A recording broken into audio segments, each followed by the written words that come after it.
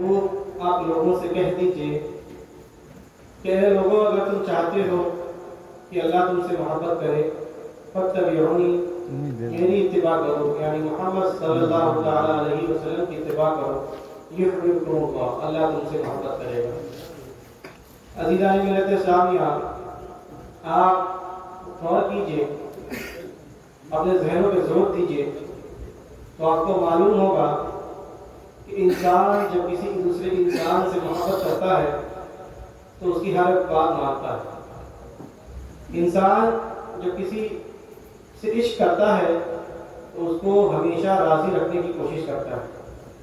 اگر کسی سے پیار ہو جائے تو اگر وہ ناراض ہو جائے تو دل بے چین رہتا ہے۔ یہ عشق کی پہچان ہے، یہ محبت کی پہچان ہے، اور سب سے بڑا تقاضا اگر محبت کا یہ ہے وہ یہ ہے کہ جو محبوب کہے اس کی بات مانی جائے۔ یہ سب سے بڑا تقاضا ہے۔ عشق کامل تبھی ہوتا ہے کہ جب اپنے محبوب کو ناراض نہ ہونے دے اور اس کی بات مانی جائے۔ اللہ تبارک و تعالیٰ قرآن مقدس میں ارشاد فرمایا کہ اے لوگوں، اگر تم چاہتے ہو کہ میری رحمتیں تم پہ برسے، اے لوگوں اگر تم چاہتے ہو کہ میں یہ دعوت کروں کہ میں تم سے محبت کرتا ہوں تو نبی کی سنتوں کے سانچوں میں ڈھال جاؤ، نبی سے سچی محبت کر لو۔ اللہ دعویٰ کرے گا کہ میں تم سے محبت کرتا ہوں، اللہ کے آپ بڑی مقرب بندے بن جائے گا۔ اللہ تبارک و تعالیٰ نے نبی نے ارشاد فرمایا لا یؤمن احدکم حتی اکون احب الیہ من والدہ وولدہ والناس اجمعین، کہ اے لوگوں، تم میں سے اس وقت تک کوئی مومن نہیں ہو سکتا جب تک اپنے والدین، اپنی اولاد اور ہر انسان سے زیادہ مجھ سے نہ محبت کرے۔ یہ نبی ارشاد فرما رہے ہیں کہ سب سے زیادہ اگر ہم کو کسی سے محبت کرنی ہے تو نبی سے کرنی ہے۔ یہ دکان، یہ مکان، یہ اولاد، ان سب سے زیادہ اگر کسی سے محبت کرنی ہے تو نبی سے کرنی ہے۔ آج ہم اور آپ دیکھیں کہ ہمارا معیار کیا ہے، ہم کتنے پانی میں کھڑے ہیں۔ ہم جو نبی سے محبت کا دعویٰ کرتے ہیں، کیا وہ محبت کامل محبت ہے کہ اس میں کچھ کمی ہے؟ آپ یہ غور کیجئے۔ اور ایک بات اور میں یہ بات کہنا چاہتا ہوں، ان ظالموں سے کہنا چاہتا ہوں جو اپنے آپ کو ظالم سمجھتا ہے، وہ صرف سنے، وہ سمجھے کہ جو یہ بینر ہٹوا رہے ہیں آئی لو محمد کے، جو ظالم ہے وہ سنے، وہ سمجھے، جو ظالم نہیں ہے وہ نہ سنے۔ جو یہ بینر ہٹوا رہے ہیں آئی لو محمد کے، کیس کر رہے ہیں اور پریشان کر رہے ہیں، بینر تو ہٹوا دو گے، یہ پرچم تو ہٹوا دو گے، لیکن دل میں جو عشق مصطفیٰ چل رہا ہے اس کو کیسے ہٹاؤ، وہ کیسے نکالو گے؟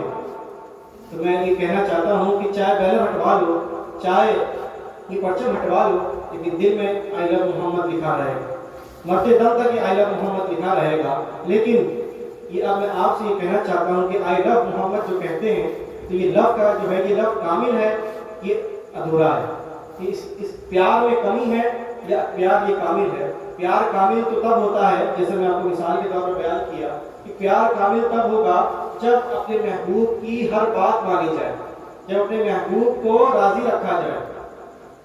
پیار کامل تبھی ہوتا ہے، محبت کامل تبھی ہوتی ہے جب اپنے محبوب کو راضی رکھا جائے، اپنے محبوب کو ناراض نہ ہونے دیا جائے۔ اسی طرح حضرت ابوبکر صدیق ایک جنگ میں شریک ہیں، ساتھ ہی میں ان کے ساتھ میں رسول اللہ کے ساتھ میں ابوبکر صدیق جنگ میں شریک تھے، اور ان کے بیٹے اسلام کے خلاف جنگ کر رہے تھے، اور حضرت ابوبکر صدیق اسلام کی طرف سے جنگ کر رہے تھے۔ جب جنگ ختم ہو جاتی ہے اور ان کے بیٹے ابوبکر صدیق کے بیٹے جب اسلام لے آتے ہیں اور اپنے والد سے کہتے ہیں کہ اے والد، فلاں جنگ میں مجھے موقع ملا تھا کہ میں آپ کی گردن کو آپ کے گھر سے جدا کر دوں، لیکن میں نے اپنے آپ کو والد سمجھ کر، آپ کا احترام کر میں نے ایسا نہ کیا۔ مجھے جنگ میں موقع ملا تھا کہ میں آپ کی گردن کو الگ کر دوں، لیکن میں نے ایسا نہ کیا، اپنے والد کی محبت مجھے یہ چیز روک دی۔ حضرت ابوبکر صدیق یہ کہتے ہیں کہ اے بیٹے، اگر مجھے ایک بار بھی موقع ملتا کہ میں تیری گردن کو تیرے دھڑ سے جدا کر دوں تو میں یہ نہ دیکھتا کہ تو میرا بیٹا ہے، میں یہ نہ دیکھتا کہ تو میری اولاد ہے، میں یہ نہ دیکھتا کہ میں تجھ سے محبت کرتا ہوں، بلکہ میں یہ دیکھتا کہ تو دشمن مصطفیٰ ہے اور تیری گردن کو تیرے دھڑ سے جدا کر دیتا۔ یہ حضرت ابو بکر صدیق کا عشق دیکھیے کہ اپنی اولاد سے زیادہ ان کو عشق تھا، کس سے؟ رسول اللہ صلی اللہ علیہ وسلم سے۔ آج ہم اور آپ اپنے پر جھانکیں، اپنے پر دیکھیں کہ ہم کتنے پانی میں ہیں، ہمارا عشق کتنے لیول پہ ہے، ہمارا عشق کا معیار کتنا ہے کہ ہم صحیح واقعی میں عشق مصطفیٰ پر کامل ہے یا پھر ہمارا عشق ادھورا ہے۔ میں بار بار یہی کہہ رہا ہوں کہ عشق کامل کر لیں تو اس دنیا میں بھی کامیابی اور آخرت میں بھی کامیابی ملے گی۔ اور اسی طرح ایک واقعہ اور میں بیان کر دوں، وہ واقعہ یہ ہے کہ ایک انصاری عورت جس کے بھائی، جس کے شوہر اور جس کے والد ایک جنگ میں شہید ہو جاتے ہیں، اور ساتھ ہی ساتھ اس جنگ میں میرے نبی صلی اللہ تعالیٰ علیہ وسلم بھی اس جنگ میں تھے۔ تب جب اس عورت کو یہ بات پتہ چلتی ہے کہ رسول اللہ صلی اللہ تعالیٰ علیہ وسلم بھی اس جنگ میں تھے، تو ہزاروں قطار رونے لگتی ہے اور پریشان ہو جاتی ہے، اتنا پریشان ہو جاتی ہے کہ وہ اپنے ہوش میں نہیں رہتی۔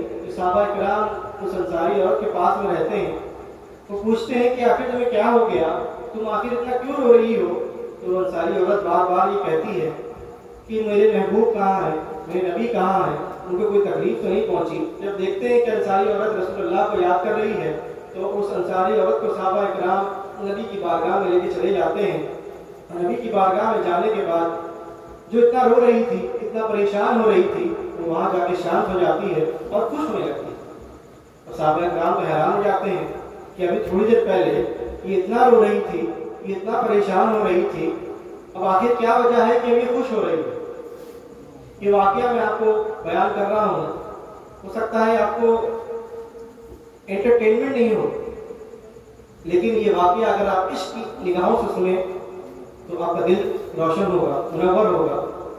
بات سمجھنے کی کوشش کریں کہ واقعہ ایک انصاری، ایک سچا واقعہ ہے۔